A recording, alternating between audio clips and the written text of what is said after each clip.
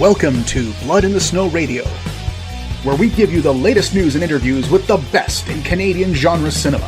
Here are your hosts, Robert Bellamy and Festival Director Kelly Michael Stewart.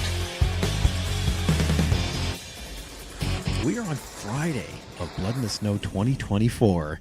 I'll get you to introduce yourself, your project, and how you're connected, and then just a synopsis of what it's about. For sure. So my name is Francesco Loschiavo. I am the series creator of Tales from the Void, and I wrote and directed a couple of the episodes, and we had the series finale, Whistle in the Woods, which I directed, have our Toronto premiere at Blood in the Snow. The show is a horror anthology show that is all based on stories from Reddit No Sleep, and I think we had an audience member describe it at one of our screenings as a fucked up Goosebumps for adults, so I can't describe it any better myself. So right. Yeah. And this particular episode, what's it roughly about? Whistle in the Woods is the story of a sort of a misfit girl going to stay at her friend's bougie home, and she gets super excited about all of the kind of toys and movies that her kind of well-to-do friend has, and forces a sleepover at her house. And then when she is warned about the rules of their house and their neighborhood, she breaks them and kind of meets her unexpected demise at the end of the episode. So it's a bit of a story of 90s sort of nostalgia around sleepovers, but then what happens when kids kind of don't listen to their parents and break the rules. Oh, I like that.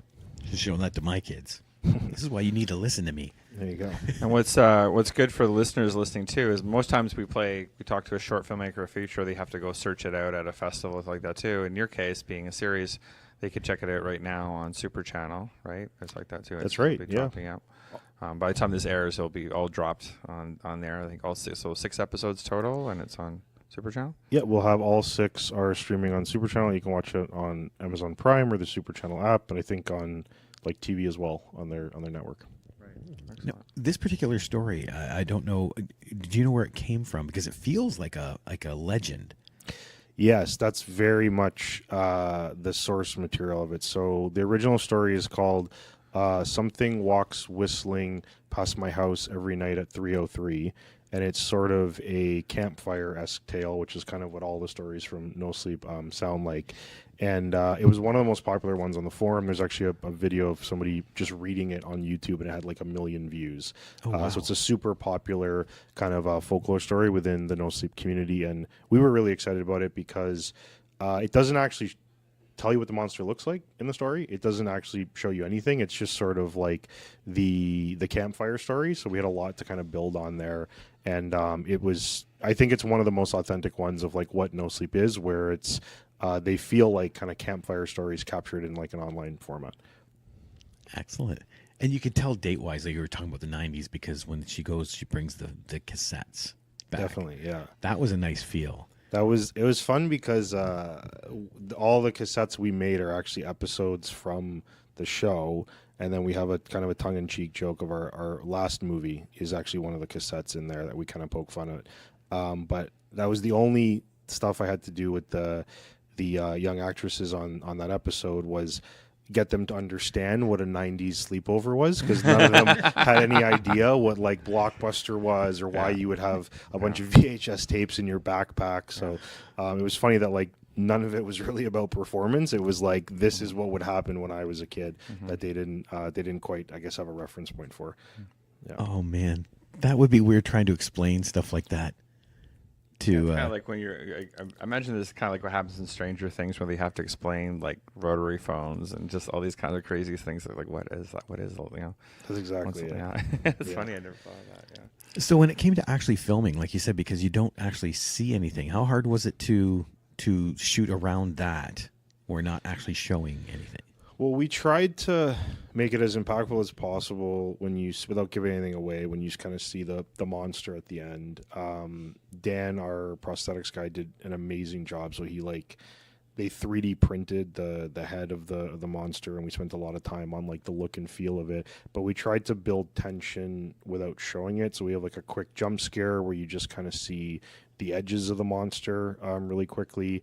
And then we have these kind of creepy moments where I think we try to make you think that there's something up with the mom, where she kind of like locks down all the windows and barrels down the hatches, and we sort of use our B-roll shots of the woods and music to kind of keep alluding to like there's something not on the up and up here throughout the episode.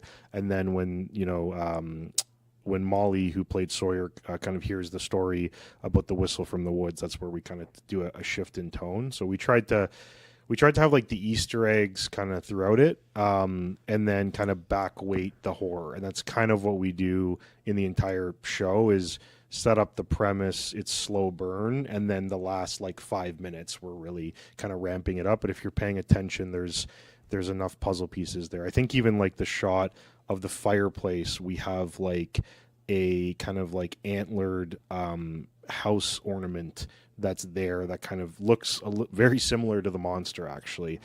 So we've placed a bunch of stuff in there to kind of give you clues. But yeah, if you're watching, you might pick up on some of that.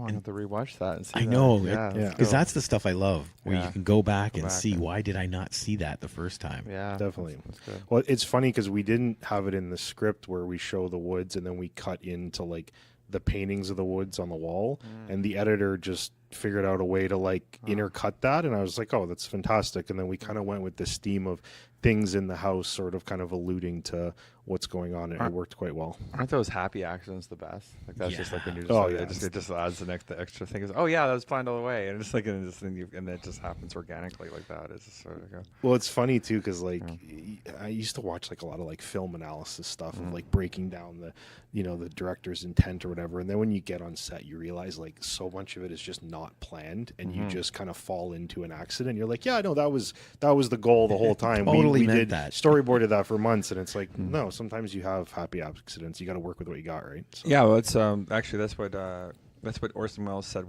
Someone asked him what directing is, and he said it's proceeding over happy accidents, like kind of like that too, because you don't know what's going to happen, and then making decisions based on that, like kind of thing like that. The one that you're waiting for that unexpected to happen, and that's what Kubrick does too. Is like where he's like he does so many takes. He's like, okay, that's the one. Yeah, that's the one because he did something that nobody planned. It was just like 100%. Yeah. Well, it's funny that you say that because the script, we did not write that the Wendigo, kind of giving a little bit away here, but kind of eats the father and takes the father's voice. That was not in the script at all. We just alluded to the fact that the Wendigo might have killed the father, but then we had realized when we were doing like the VO, like why wouldn't we just use the actor who plays the Wendigo and he can be the voice of the father? And we rewrote part of the script literally in post and put it in. And when we were talking to the original writer of the story, he was like, I love that you did that element that the dad was missing. And it was like, we found that in post-production. That was not like there on the day. So it's funny how you just like kind of sometimes fall into stuff. And that's I think a big thing with directing is like knowing what the essence of the story is, but then having the flexibility to be like, I can adapt to changes on the fly as long as it's continuing to progress the story that we're here to tell. So, yeah. Well, the house itself is like a character too, and that's how hard was it to find a house like that, like you needed, shuttered up? I'm so glad that you asked that because like I had so many arguments with the production team about it. So like we went scouting and they were like, this house isn't going to work. Like we should find another woods somewhere else. Like it's logistically difficult. And I was like, where are you going to find a house that has these like metal gates on the back like wall that backs onto a woods? I'm like, this is the house because these gates are super like sturdy and they all had locks on them. And then they had these huge like windows that we welded like some metal bars to, and the homeowner was like comfortable with that. And I'm like, this is more important than we're going to save a bit of time, or we might have more room to move the cameras around. And it was like, to me, the fact that the woods backs onto the house and it's got the barrel down the hatches like built into it, that just helps the actors with the story. And then we didn't have to do a unit move when we went to the woods. So I argued quite a bit for that location, and it was like a huge negotiation with the homeowner. It was an Airbnb that we actually ended up getting. But I just thought it was perfect for the story we were trying to tell. And I found that the closeness in the building, like it was more of an intimate, like you felt like you were in the family. So if you had had more room, I don't think that would have given you the same feel. I don't think we would have made our days too. Like one of the things we did is we lit the whole house, and Marty just went like, we were very locked off intentionally on a lot of the shooting, and then when it got to the monster shows up, it's like, we're gonna go handheld, and we did the whole scene in one go, and we would just go, okay, run and gun. This is from Sawyer's point of view. This is from Miss Toll's point of view. And then we just did the scene back to back to back.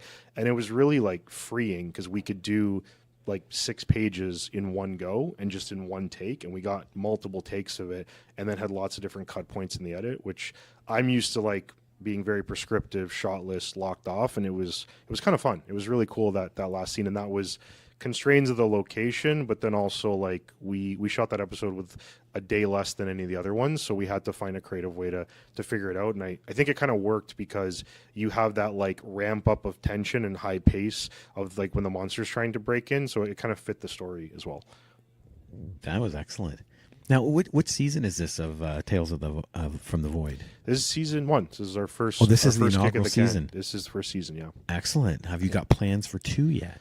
We are having some conversations right now. I'm hoping that we're just literally talking to Super Channel. In the I next saw room. you out there doing that. I was being doing doing the hard push, right?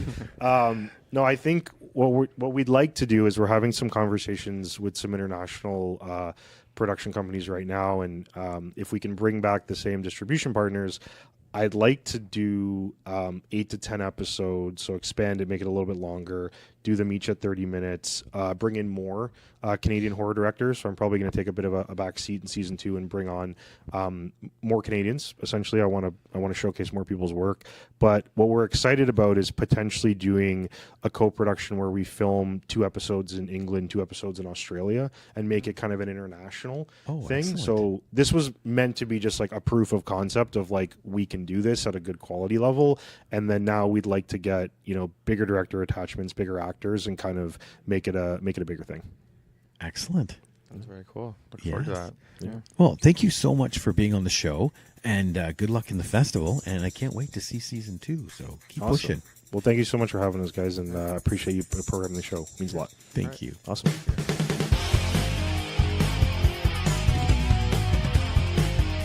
Join us next time for Blood in the Snow Radio. Bits Radio is a production of 3 Evil Cats Productions in association with the Blood in the Snow Canadian Film Festival. For more information and to listen to other episodes, visit bloodinthesnow.ca and tweet us at BitsFilmFest. Music by Jen Gorman, produced and edited by Kelly Michael Stewart. I am Eduardo Correa Lima. Till next